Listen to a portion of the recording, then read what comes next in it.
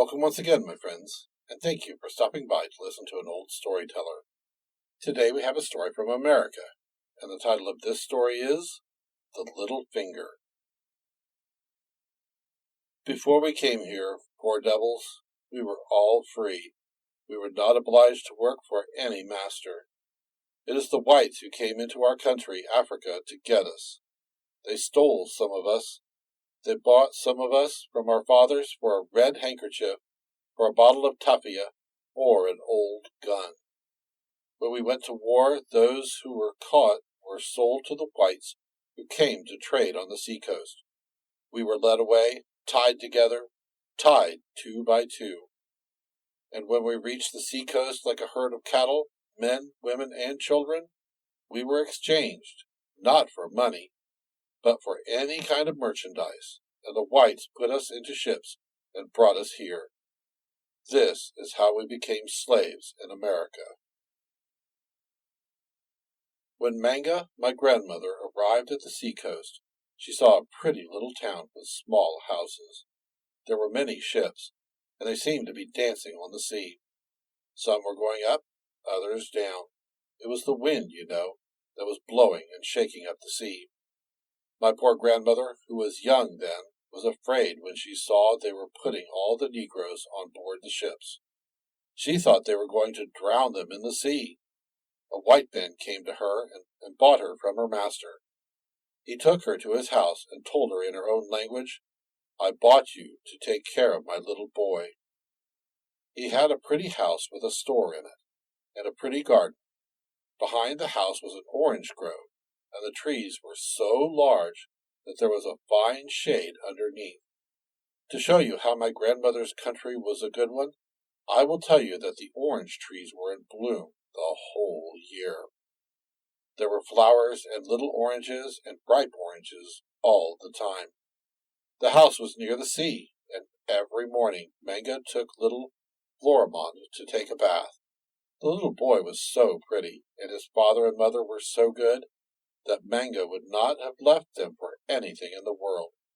She loved little Florimond so much. His hair was curly, his eyes were blue, his skin was white and rosy. Everybody adored the poor little boy. He was so pretty and smart.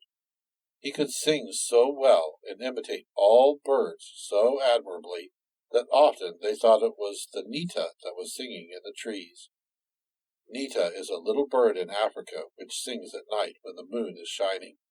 It perches on the top of the tallest tree, and if there is a light breeze, it sings better, for the swinging of the branches helps the little bird to sing, as the rocking of the hammock helps a man's lullaby. Florimond imitated the Nita so well that everybody was mistaken, and it amused the boy very much. Florimond's father used to trade with the Negroes that lived in the woods, so one day he started to get gold dust and elephant's teeth. On leaving, he said to Manga, "Take good care of my wife and my little boy. You know I gave you already a pair of shoes. I will give you, on my return, a fine dress and a necklace." The first time Manga put on her shoes, they hurt her so much that she could hardly walk. She took them off on arriving at the house, and sat on the steps looking at her toes. "Wiggle, wiggle, poor things," she said. "You were in prison just now. You are free now. You are glad, is it not? Oh, I shall never shut you up again. I don't understand how white folks can put their toes into such things." From that time Manga never put shoes on. Well, the master went into the big woods, and 3 days afterwards the lady said to Manga to take Florimond to the sea and give him a bath. While the little boy was playing with the shells in the white sand, they saw a skiff with several persons come ashore. A white man disembarked and passed by Manga, and she felt a peculiar sensation, as if some misfortune was to happen. The eyes of the man shone like those of a cat in the dark. As he passed, he said, "Good morning, Florimond," but the little boy did not reply anything. When they arrived home, the lady sent them to play in the yard, and every time the master was away, the strange man would come to the house. Florimond did not want to see him, and he said one day he would tell his father about the stranger. The latter said to Manga, "You little black imp, if you ever open your mouth about what you see here, I will cut your tongue with my big knife.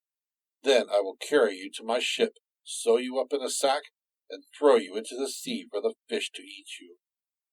Manga was so frightened that she would not have said a word, even if they had whipped her for a whole day. In the evening, Florimond cried so much that it was with great difficulty that Manga succeeded in putting him to sleep. Her cot was near the bed of the little boy, and during the night she saw the pirate enter the room with a big stick. He struck the little boy on the head and said, "He is dead. I will put him in the hole which I dug in the yard. Now I must attend to the black girl." Manga, however, had already run away into the yard, but the man, thinking that she was in the road, ran out to catch her. Florimond's mother came into the room, took the little boy's body in her arms, and buried him in a hole near the place where Manga was. She was not quite through with her ugly work when she heard a noise and ran away. She met the man, who said, "I believe the girl has gone to the woods. We need not trouble about her any more.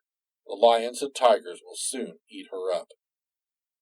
Now I must go on board my ship, and when I come back I will take you with me." The lady went into the house, and Manga came out of her hiding place. She felt so weak that she could hardly stand, but before she left she kissed the ground where her dear little master was buried. She said, "Farewell, little angel," and ran into the woods. She preferred to stay with the wild animals than with the cruel mother.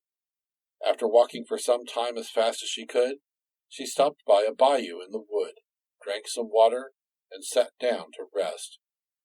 She fell asleep, but soon she was awakened by loud talking. She saw some men standing around her, and among them was her master, who seemed to be very angry. "What are you doing here so far from my house? I left you to take care of my little boy. I suppose you did something wrong and ran away." Manga did not reply anything, because she remembered the threats of the pirate.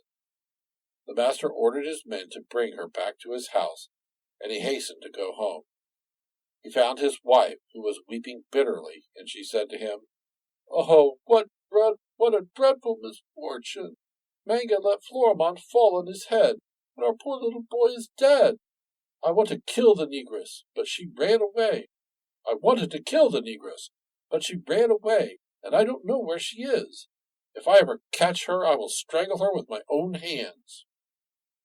When the poor man heard that his dear boy was dead, he fell into a swoon.